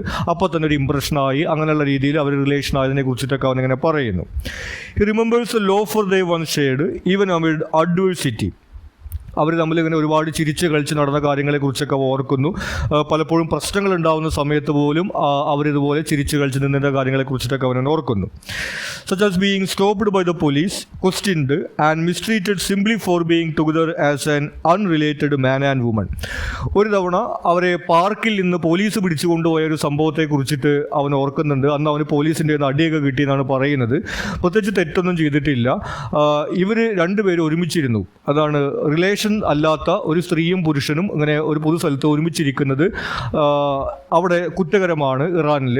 അപ്പോൾ അതിൻ്റെ പേരിൽ അവരെ പിടിച്ചുകൊണ്ടുപോയി. എന്നിട്ട് പോലീസ് അവനെ അടിച്ച കാര്യത്തെ കുറിച്ചിട്ടൊക്കെ അവനിങ്ങനെ ഓർക്കുന്നു. അപ്പോൾ അവൻ്റെ ആ ഒരു പേഴ്സണൽ മെമ്മറിയിൽ എന്താണ് അവിടുത്തെ ആ ഒരു രാഷ്ട്രീയത്തെ കുറിച്ചിട്ടുള്ളൊരു കമൻട്രി വരുന്നതൊക്കെ നമ്മളിവിടെ കാണുന്നുണ്ട്. Then he reflects on his student days, working nights as a taxi driver. He realizes in hindsight that somewhere amid hardship he lost her. ഇനി അവൻ ഈ പഠിച്ചുകൊണ്ടിരിക്കുന്ന സമയത്തുള്ള കഷ്ടപ്പാടുകളെ കുറിച്ച് ഓർക്കുന്നു. അവൻ രാത്രി സമയങ്ങളിൽ പാർട്ട് ടൈം ജോലിക്ക് പോയിരുന്നു ടാക്സി ഡ്രൈവറായിട്ട്. അങ്ങനെയാണ് ഇവന് നിലോഫറുമായിട്ട് കൂടുതൽ സംസാരിക്കാനോ അല്ലെങ്കിൽ ഇൻട്രാക്ട് ചെയ്യാനോ ഉള്ള സമയം കുറഞ്ഞു വരുന്നത്. അങ്ങനെ ഇവൻ്റെ ഈ പാർട്ട് ടൈം ജോലിയും അതുപോലെ തന്നെ പഠിപ്പും ആ തിരക്കുകളുടെ ഇടയിൽ എവിടെയോ വെച്ചിട്ടാണ് നിലോഫറിനെ തനിക്ക് നഷ്ടപ്പെട്ടു പോയത് എന്നിങ്ങനെ അവൻ ദുഃഖത്തോടുകൂടി ഓർക്കുന്നു. Regaining composure, he finally speaks about the subject he has long avoided, his illness. അങ്ങനെ ഹമൂൻ തൻ്റെ സംസാരം തുടർന്നുകൊണ്ടിരിക്കുന്നു. ഇത്തവണ അവൻ ഇതുവരെ പറയാതിരുന്ന ആ ഒരു വിഷയത്തെക്കുറിച്ച്, അവൻ്റെ അസുഖത്തെക്കുറിച്ചിട്ടാണ് സംസാരിക്കുന്നത്. നമ്മളും കണ്ടതാണ്. അവൻ ആദ്യം മുടന്തിക്കൊണ്ടുവരുന്നു, പിന്നെ വടികുത്തി വരുന്നു, പിന്നെ വീൽ ചെയറിൽ വരുന്നു. അപ്പോൾ എന്തുകൊണ്ടാണ് ഇങ്ങനെ എന്നുള്ള അവൻ്റെ അസുഖത്തെക്കുറിച്ചിട്ടുള്ള കാര്യം അവൻ പറയുകയാണ്. He has acute lymphocytic leukaemia. അവന് ലിംഫോസൈറ്റിക് ലുക്കീമിയ അല്ലെങ്കിൽ നമ്മൾ ബ്ലഡ് ക്യാൻസറിനോട് സമാനമായിട്ടുള്ള ഒരു അവസ്ഥയാണ് അവനുള്ളത്. He describes it metaphorically as a mind cancer while the body decays the mind expands. അവൻ അതിനെ മൈൻഡ് ക്യാൻസർ എന്നാണ് വിളിക്കുന്നത്. കാരണം അവൻ്റെ ശരീരം ചെറുതായിക്കൊണ്ടിരിക്കുന്നു, പക്ഷേ മനസ്സ് വലുതായിക്കൊണ്ടിരിക്കുന്നു പറയുന്നു. അതായത് മരണപ്പെടാൻ പോവുകയാണ് എന്നുള്ള ആ ഒരു യാഥാർത്ഥ്യബോധം വരുന്ന സമയത്ത് ജീവിതത്തെ പുതിയൊരു ഉൾക്കാഴ്ചയോട് കൂടിയിട്ട് നോക്കി കാണാനുള്ളൊരു കഴിവ് പലർക്കും ലഭിക്കുന്നുണ്ട്. അതുപോലെയാണ് അവൻ പറയുന്നത്. അവൻ്റെ ശരീരം ചെറുതായിക്കൊണ്ടിരിക്കുന്നു, പക്ഷേ മനസ്സ് വലുതായിക്കൊണ്ടിരിക്കുന്ന ഒരവസ്ഥ എന്ന രീതിയിൽ. Since his diagnosis, he has felt able to perceive the inner thoughts and emotions of his family as if he can enter their minds. അപ്പോൾ ഈ ഒരു ഡയഗ്നോസിസിന് ശേഷം അവൻ്റെ വീട്ടിലെ ആളുകളുടെ ചിന്തകളും വികാരങ്ങളും ഒക്കെ അവന് മനസ്സിലാക്കാൻ വേണ്ടി സാധിക്കുന്നുണ്ട്. അവരുടെ മനസ്സ് വായിച്ചെടുക്കുന്നത് പോലെയാണ് അവനിത് സാധിക്കുന്നതെന്ന് പറയുന്നു. നമ്മൾ നേരത്തെ പറഞ്ഞതുപോലെ ഈ ഒരു അവസ്ഥയിൽ ജീവിതത്തിൻ്റെ ഈ ഒരു യാഥാർത്ഥ്യം വരുന്ന സമയത്ത് എന്താണ് കൂടുതൽ ഉൾക്കാഴ്ചയോട് കൂടിയിട്ട് അവന് കാര്യങ്ങൾ കാണാൻ കഴിയുന്നു എന്ന രീതിയിലാണ് അത് പറയുന്നത്. Then switching off the recorder, he turns to the audience. അതിനുശേഷം അവൻ റെക്കോർഡർ ഓഫ് ചെയ്തുകൊണ്ട് ഓഡിയൻസിനോട് സംസാരിക്കുകയാണ്. He explains that the illness will eventually shrink his cells until his body completely collapses. അപ്പോൾ അവൻ്റെ ശരീരം ഇങ്ങനെ ചെറുതായി വന്ന് അവൻ പൂർണ്ണമായിട്ടും ഇല്ലാതാകും എന്നുള്ള രീതിയിലാണ് അവൻ പറയുന്നത്. When that moment arrives, his mind's energy will disperse, transforming into a boundless voice present everywhere. അങ്ങനെ അവൻ മരണപ്പെടുന്ന സമയത്ത് അവൻ്റെ മനസ്സിൻ്റെ ഊർജ്ജം അല്ലെങ്കിൽ അവൻ്റെ ആത്മാവ് ഇങ്ങനെ ഒരു സംഗീതം പോലെ അല്ലെങ്കിൽ ഒരു ശബ്ദം പോലെ ഇങ്ങനെ ഇവിടെ പരന്നു നടക്കും എന്നൊരു പ്രതീക്ഷ അവൻ പങ്കുവയ്ക്കുകയാണ്. He declares that the night of his death has come, coinciding with his birthday. അങ്ങനെ അവൻ്റെ മരണത്തിൻ്റെ ദിവസം അടുത്തിരിക്കുന്നു, അല്ലെങ്കിൽ ഇന്ന് തന്നെയാണ് അവൻ്റെ ബർത്ത്ഡേ തന്നെയാണ് അവൻ മരിക്കാൻ പോകുന്നത് എന്നവൻ പറയുന്നു. The scene ends with the sound of walls collapsing. മറ്റെല്ലാ സീനുകളിലെയും വന്നതുപോലെ തന്നെ ആ വീട് ചെറുതാവുന്നതിൻ്റെ, ചുമരുകൾ ഇടിയുന്നതിൻ്റെ ശബ്ദത്തോടു കൂടിയിട്ട് ഈ സീനും അവസാനിക്കുന്നു. Room 4, the roof. ഇനി നമ്മളിതിൽ ലാസ്റ്റ് റൂമാണ് കാണുന്നത്. ടെറസിൻ്റെ മുകളിലാണ്. On the rooftop at midnight, Mahan occupies a cramped space barely large enough for one person. അപ്പോൾ ഈ വീട് ചെറുതായിക്കൊണ്ടിരിക്കുന്നു എന്നുള്ള തീമുമായിട്ട് ചേർന്നുകൊണ്ട് ചെറിയൊരു ടെറസാണ് നമ്മൾ കാണുന്നത്. അവിടെ മഹാൻ നിൽക്കുന്നുണ്ട്. Numerous white gas filled balloons are tied to the clothes line. അവിടെ ഈ തുണിയൊക്കെ ഉണക്കാനിടുന്ന കയറിൻ്റെ മുകളിൽ കുറേ ബലൂണൊക്കെ ഇങ്ങനെ കെട്ടിവെച്ചിരിക്കുന്നത് നമ്മൾ കാണുന്നു. മഹാൻ is inflating the balloons, A small sports bag lying beside him. മഹാൻ അവിടെ ഈ ബലൂണിലൊക്കെ ഇങ്ങനെ എയർ നിറച്ചുകൊണ്ടിരിക്കുകയാണ്. അവിടെ ഒരു സ്പോർട്സ് ബാഗ് അവൻ്റെ അടുത്ത് വച്ചിരിക്കുന്നത് നമ്മൾ കാണുന്നു. He answers his cell phone and talks about how they will take off to cross the border with the balloons. എന്നിട്ട് മഹാൻ ഫോണിൽ സംസാരിക്കുകയാണ് ഈ ബലൂൺ ഉപയോഗിച്ചുകൊണ്ട് എങ്ങനെയാണ് ഈ ബോർഡർ ക്രോസ് ചെയ്യുക എന്നുള്ള കാര്യത്തെക്കുറിച്ചിട്ടാണ് പറയുന്നത്. നമ്മൾ ഹോട്ട് എയർ ബലൂൺ എന്നൊക്കെ പറയുന്ന പോലെ ഈ ബലൂണിൽ എയർ നിറച്ചിട്ട് അതിൻ്റെ മുകളിൽ കയറിയിട്ട് ഇങ്ങനെ നാട് വിട്ടു പോകാനുള്ളൊരു പ്ലാനിനെ കുറിച്ചിട്ടൊക്കെയാണ് കേൾക്കുമ്പോൾ നമുക്ക് വളരെ വിചിത്രമായിട്ട് തോന്നുന്നൊരു പ്ലാനിനെ കുറിച്ചിട്ടൊക്കെയാണ് പറയുന്നത്. He meticulously explains his method, calculating the precise moment for takeoff based on air currents, weight, gravity, atmospheric pressure and wind velocity.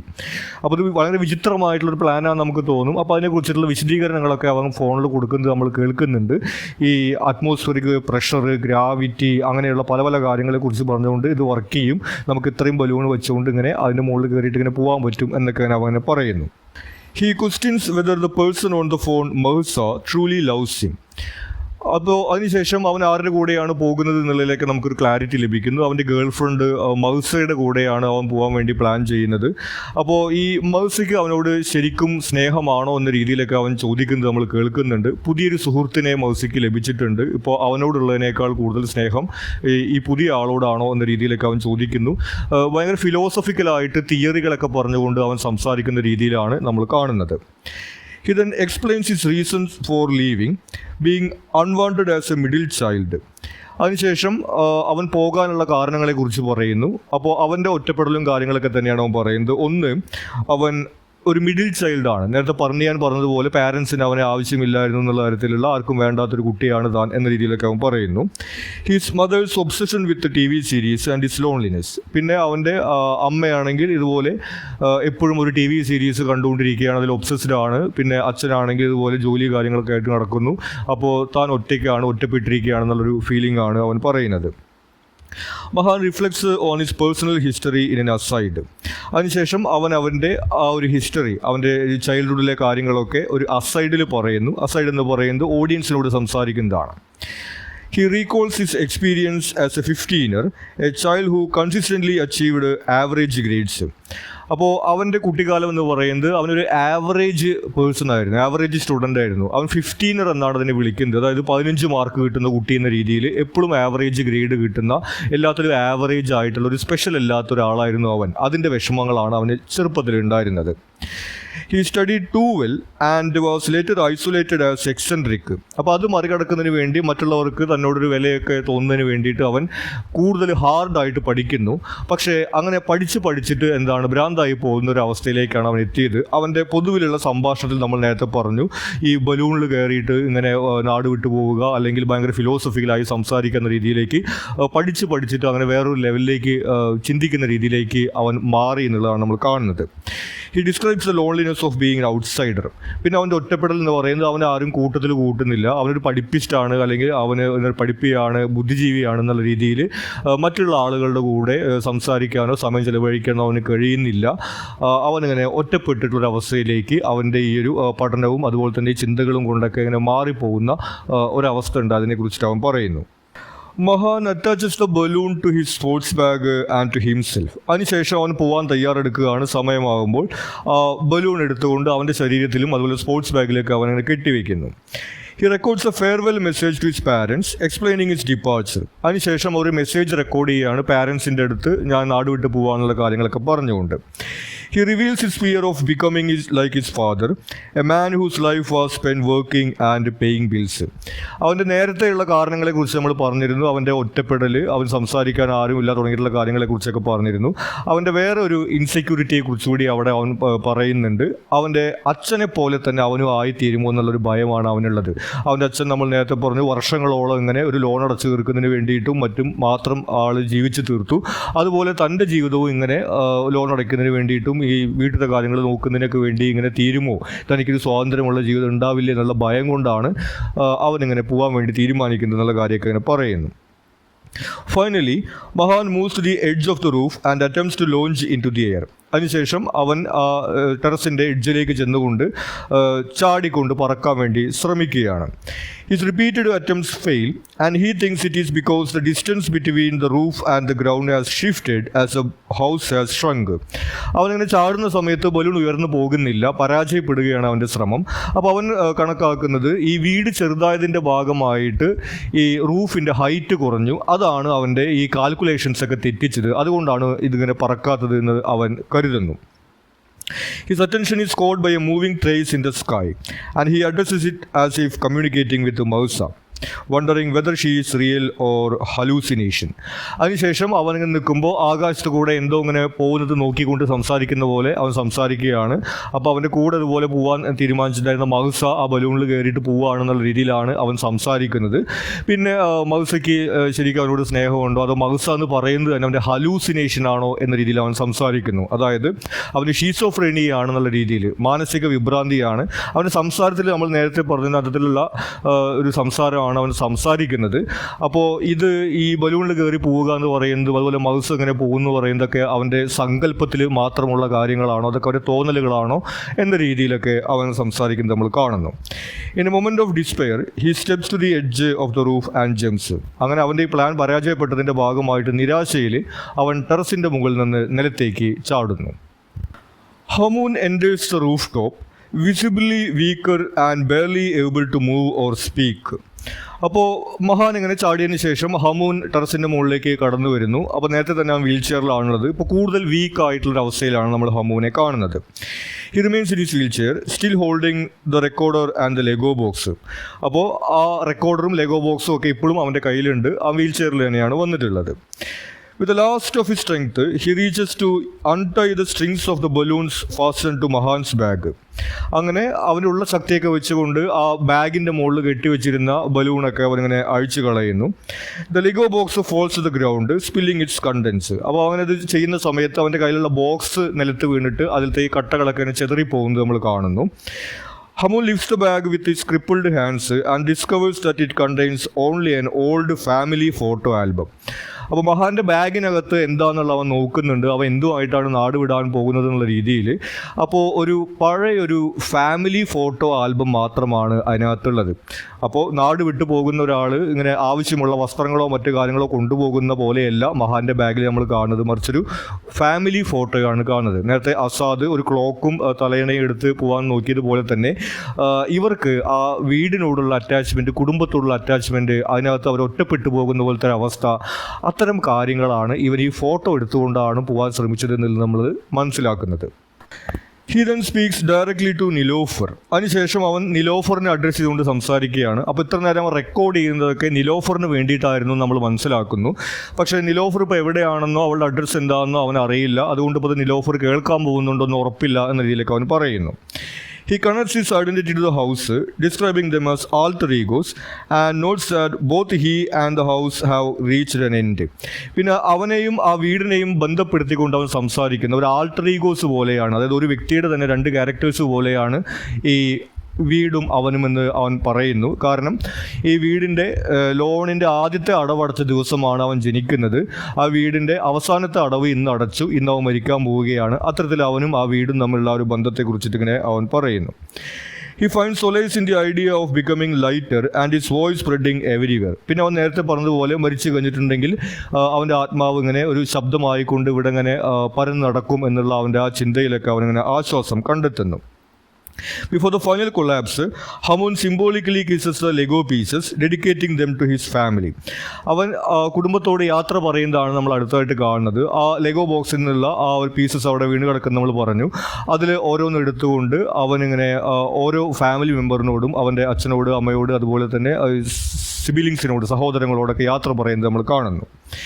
The scene ends with the sound of walls collapsing. മറ്റെല്ലാ സീനുകളിലും എന്നതുപോലെ തന്നെ ആ വീട് ചുരുങ്ങുന്നതിൻ്റെ ഈ ചുമരിടിയുന്നതിൻ്റെ ശബ്ദത്തോട് കൂടിയിട്ടാണ് ഈ ഒരു രംഗവും അവസാനിക്കുന്നത്. He then speaks directly to Nilofer. അതിനുശേഷം അവൻ നിലോഫറിനെ അഡ്രസ്സ് ചെയ്തുകൊണ്ട് സംസാരിക്കുകയാണ്. അപ്പോൾ ഇത്ര നേരം അവൻ റെക്കോർഡ് ചെയ്യുന്നതൊക്കെ നിലോഫറിന് വേണ്ടിയിട്ടായിരുന്നു നമ്മൾ മനസ്സിലാക്കുന്നു. പക്ഷേ നിലോഫർ ഇപ്പോൾ എവിടെയാണെന്നോ അവളുടെ അഡ്രസ്സ് എന്താണെന്നോ അവൻ അറിയില്ല. അതുകൊണ്ട് ഇപ്പോൾ നിലോഫർ കേൾക്കാൻ പോകുന്നുണ്ടോ എന്ന് ഉറപ്പില്ല എന്ന രീതിയിലേക്ക് അവൻ പറയുന്നു. He connects his identity to the house, describing them as alter egos, and notes that both he and the house have reached an end. പിന്നെ അവനെയും ആ വീടിനെയും ബന്ധപ്പെടുത്തിക്കൊണ്ട് അവൻ സംസാരിക്കുന്ന ഒരു ആൾട്ടർ ഈഗോസ് പോലെയാണ്, അതായത് ഒരു വ്യക്തിയുടെ തന്നെ രണ്ട് ക്യാരക്ടേഴ്സ് പോലെയാണ് ഈ വീടും അവനുമെന്ന് അവൻ പറയുന്നു. കാരണം ഈ വീടിൻ്റെ ലോണിൻ്റെ ആദ്യത്തെ അടവടച്ച ദിവസമാണ് അവൻ ജനിക്കുന്നത്. ആ വീടിൻ്റെ അവസാനത്തെ അടവ് ഇന്ന് അടച്ചു, ഇന്ന് അവൻ മരിക്കാൻ പോവുകയാണ്. അത്തരത്തിൽ അവനും ആ വീടും തമ്മിലുള്ള ഒരു ബന്ധത്തെക്കുറിച്ചിട്ട് ഇങ്ങനെ അവൻ പറയുന്നു. He finds solace in the idea of becoming lighter and his voice spreading everywhere. പിന്നെ അവൻ നേരത്തെ പറഞ്ഞതുപോലെ മരിച്ചു കഴിഞ്ഞിട്ടുണ്ടെങ്കിൽ അവൻ്റെ ആത്മാവ് ഇങ്ങനെ ഒരു ശബ്ദമായിക്കൊണ്ട് ഇവിടെ ഇങ്ങനെ പരന്ന് നടക്കും എന്നുള്ള അവൻ്റെ ആ ചിന്തയിലൊക്കെ അവനിങ്ങനെ ആശ്വാസം കണ്ടെത്തുന്നു. Before the final collapse, Hamun symbolically kisses the Lego pieces, dedicating them to his family. അവൻ കുടുംബത്തോട് യാത്ര പറയുന്നതാണ് നമ്മൾ അടുത്തായിട്ട് കാണുന്നത്. ആ ലെഗോ ബോക്സിൽ നിന്നുള്ള ആ ഒരു പീസസ് അവിടെ വീണ് കിടക്കുന്ന നമ്മൾ പറഞ്ഞു.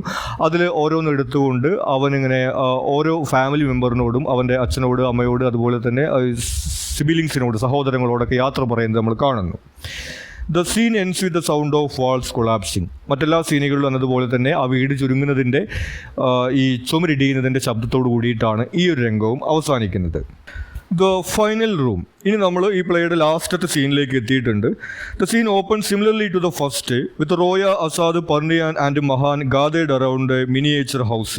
അപ്പോൾ നമ്മൾ ആദ്യത്തെ സീനിൽ കണ്ടതുപോലെ ആ ഒരു മിനിയേച്ചർ ഹൗസിൻ്റെ ചുറ്റും ഇവരൊക്കെ നിന്നുകൊണ്ട് ഹമൂനെ വിളിക്കുന്നതാണ് നമ്മൾ കണ്ടത്.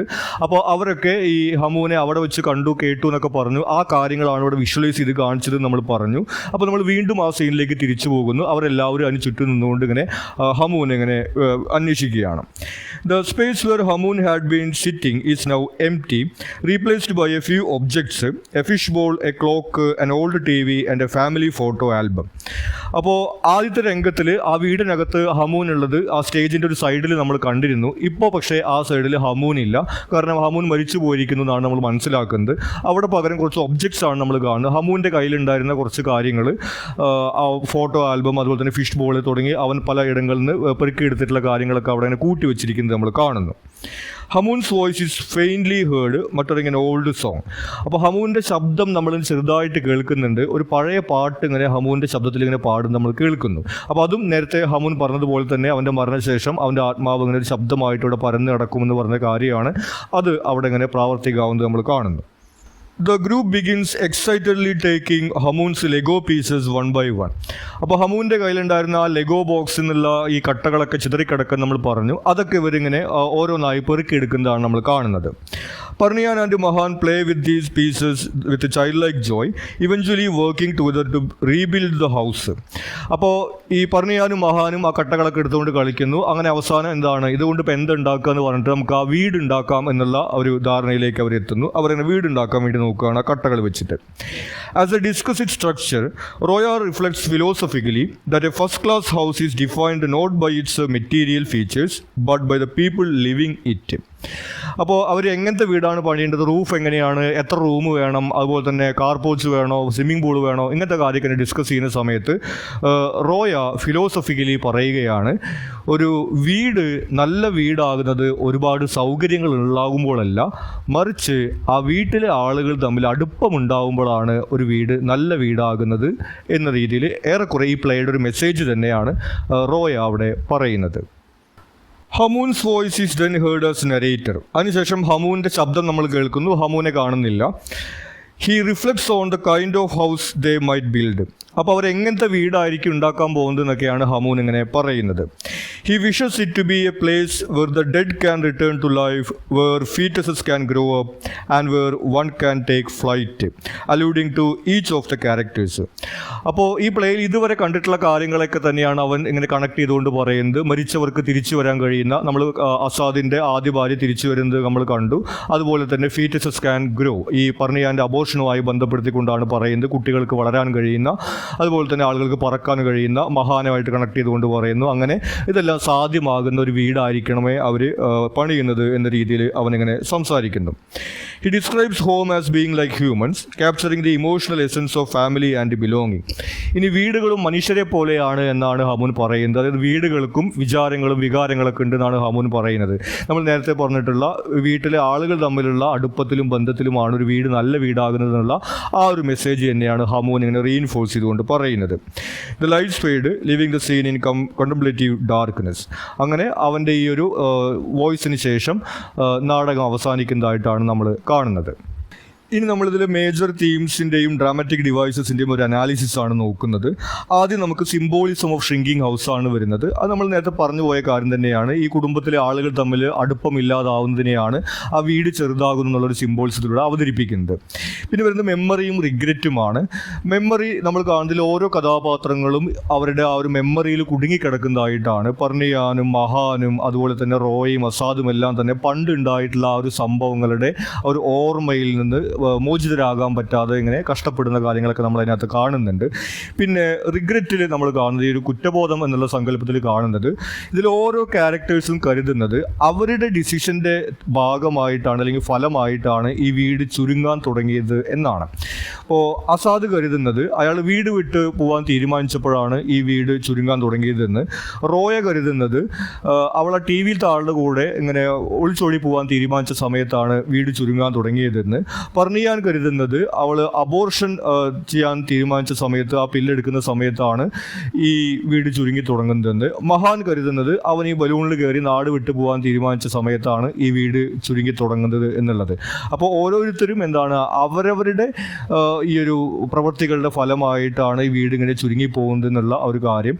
പിന്നെ ആ ഒരു റിഗ്രറ്റ്, പിന്നെ ഓരോ ക്യാരക്ടേഴ്സിലും ഇതുപോലെയുള്ള ഒരു റിഗ്രറ്റ് നമ്മൾ കാണുന്നു. പിന്നെ പേഴ്സണൽ നരേറ്റീവും നാഷണൽ ഹിസ്റ്ററിയുമാണ്. ഇതിലെ കഥാപാത്രങ്ങളുടെ വ്യക്തിപരമായിട്ടുള്ള ജീവിതവും ഇറാനിലെ രാഷ്ട്രീയവും തമ്മിൽ കണക്റ്റഡ് ആയിട്ട് വരുന്നത് നമ്മൾ കാണുന്നുണ്ട്. ഹമൂൻ്റെ അമ്മ മരിക്കുന്ന സന്ദർഭം നമ്മൾ കാണുന്നു, ആ പൊളിറ്റിക്സുമായിട്ട് കണക്റ്റഡ് ആണ്. അതുപോലെ തന്നെ ഹമൂനിൽ തന്നെ നമ്മൾ കാണുന്നത് അവൻ ആ ഗേൾ ഫ്രണ്ടിൻ്റെ കൂടെ ഇരിക്കുന്ന സമയത്ത്, നിലോഫറിൻ്റെ കൂടെ ഇരിക്കുന്ന സമയത്ത് പോലീസ് വന്ന് പിടിച്ചു കൊണ്ടുപോയ ആ ഒരു അവസ്ഥ, അപ്പോൾ അവിടുത്തെ ആ ഒരു നിയമങ്ങളെക്കുറിച്ചൊക്കെ പറയുന്നത്. പിന്നെ പർണിയാൻ ഈ അബോർഷൻ ചെയ്യുന്ന സമയത്ത് അവളെപ്പോലെ ഒരുപാട് പേര് ഇതിലൂടെ കടന്നു പോകുന്നു എന്ന് പറയുന്നത്. അപ്പോൾ ഇതുപോലെയുള്ള കാര്യങ്ങൾ, പിന്നെ പല ഡയലോഗുകളിലും നമ്മുടെ പറഞ്ഞാൽ തന്നെ ഈ കുഞ്ഞിനോട് സംസാരിക്കുന്ന സമയത്ത് ഇതുപോലെ അനീതിയും അക്രമവും നിറഞ്ഞൊരു ലോകത്ത് ജനിക്കാതിരിക്കുന്നതാണ് നല്ലതെന്നൊക്കെ പറയുന്ന സമയത്ത് പലസ്തീനിലെയും ബോസ്നിയയിലെയും ടിബറ്റിലെയും കാര്യങ്ങളൊക്കെ പറയുന്നുണ്ട്. അത്തരത്തിൽ ഈ പേഴ്സണൽ സ്റ്റോറീസും നാഷണൽ പൊളിറ്റിക്സുമായിട്ട് കണക്ട് ചെയ്യുന്ന ആ ഒരു സംഭവം നമ്മൾ ഈ പ്ലേയിൽ കാണുന്നു. പിന്നെ നമ്മൾ ഡ്രാമാറ്റിക് ഡിവൈസസ് ആണ് കാണുന്നത്. ഡ്രാമാറ്റിക് ഡിവൈസസിൽ ഈ ഒരു ഡിജിറ്റൽ തിയേറ്ററിൻ്റെ സാധ്യതകൾ ഉപയോഗിക്കുന്നത് നമ്മൾ കാണുന്നു. പ്രത്യേകിച്ചും റോയയും അതുപോലെ തന്നെ ടി വി താളും തമ്മിലുള്ള ആ ഒരു സംഭാഷണത്തിൽ സ്റ്റേജിൽ ഒരു ടി വി വെച്ചിട്ട് ആണ് അത് അവതരിപ്പിക്കുന്നത്. പിന്നെ പർണിയാൻ്റെ ആ ചാറ്റിങ് ഈ പ്രൊജക്ടർ വെച്ച് കാണിക്കുന്ന സംഭവം നമ്മൾ കാണുന്നു. പിന്നെ ഈ വോയിസ് ബാക്ക്ഗ്രൗണ്ടിൽ ഇങ്ങനെ പറയുന്ന ഒരു സംഭവം. പിന്നെ അസൈഡ് എന്ന് പറയുന്നത് ഒരു പ്രധാനപ്പെട്ട കൺസെപ്റ്റാണ്. അതായത് ഈ ക്യാരക്ടേഴ്സ് ഓഡിയൻസിനോട് നേരിട്ട് സംസാരിക്കുന്ന തരത്തിലുള്ള ഡയലോഗുകൾ വരുന്നുണ്ട്. അതാണ് അസൈഡിൽ നമ്മൾ കാണുന്നത്. അപ്പോൾ ഇത്തരത്തിലുള്ള ഡ്രാമാറ്റിക് ഡിവൈസസ് ഒക്കെയാണ് ഈ പ്ലേക്കകത്ത് ഉപയോഗിക്കപ്പെടുന്നതായിട്ട് നമ്മൾ കാണുന്നത്. അപ്പോൾ ഇത്രയാണ് ഈ ഒരു ചാപ്റ്ററിൽ നമുക്ക് ഇമ്പോർട്ടൻ്റ് ആയിട്ട് വരുന്നത്. നമ്മൾ നേരത്തെ സൂചിപ്പിച്ചതുപോലെ ഇതിൽ ക്വസ്റ്റ്യൻ ആൻസേഴ്സിൻ്റെ വീഡിയോ സെപ്പറേറ്റ് വീഡിയോ ആയിട്ട് നമ്മൾ ചെയ്യുന്നുണ്ട്. നിങ്ങൾക്ക് മറ്റെന്തെങ്കിലും സംശയങ്ങളോ സജഷൻസോ ഒക്കെ ഉണ്ടെങ്കിൽ നിങ്ങൾ കമൻറ്റ് ചെയ്യുക. കൂടാതെ ചാനൽ നിങ്ങൾ സബ്സ്ക്രൈബ് ചെയ്തിട്ടില്ലെങ്കിൽ സബ്സ്ക്രൈബ് ചെയ്യുക. Thank you.